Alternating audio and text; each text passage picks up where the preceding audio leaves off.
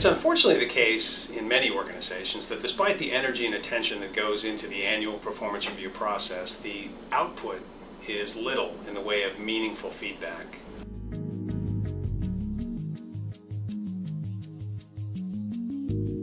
Our employee opinion norms confirm this. Based on data we've collected from the responses of millions of employees worldwide, about 30% of employees indicate that their managers don't adequately specify or clarify goals and objectives for them, and better than 40% would indicate that they don't receive meaningful feedback about how they're doing against those goals and objectives.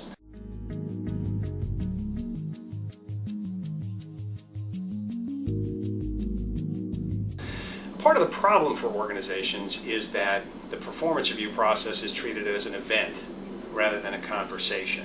One manager we talked to and one organization we've worked with likened the performance review process in his organization to a paper boy delivering a paper in front of a snarling dog. And as you get up on the porch and throw the paper up and get back before getting bitten. I think that's the unfortunate reality in too many organizations when performance review should really be at the end of the year a non-event if there's a true culture of dialogue that has managers and employees regularly engaged in conversation.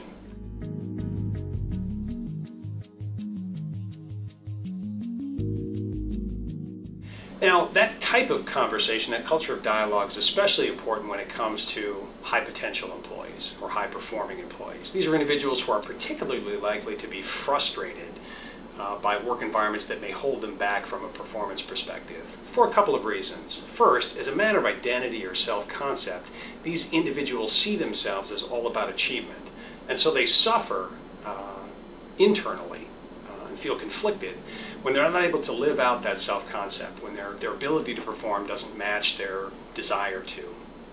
Secondly, as a matter of consequences, high-performing or high-potential employees also suffer most when held back by their roles or the work environment. These are the people who sub-optimize most their compensation potential or their advancement potential when they're not able to deliver all that they know they can.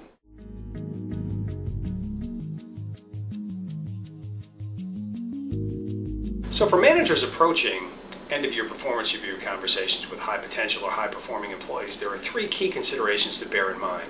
First, help these individuals identify their must-win battles, the most critical accountabilities or objectives for them. In most organizations, more work follows good work, and high potential or high performing employees are likely to have long task lists. Managers can avoid frustration and enable these employees by helping to clarify what they most need to accomplish in circumstances where workloads won't allow them to accomplish everything. Secondly, ask questions. High performing or high potential employees may be disinclined to complain, make waves, or create problems for their managers in circumstances where they're held back by their roles in the work environment.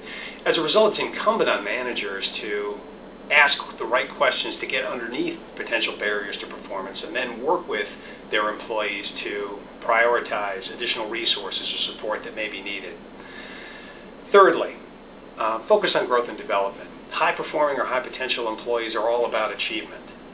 And that makes it important that managers in performance review conversations focus both on growth and development possibilities offered by the current roles individuals occupy, as well as helping a high potential or high performing employee see what the future can hold in the way of career possibilities or growth and development chances within the organization.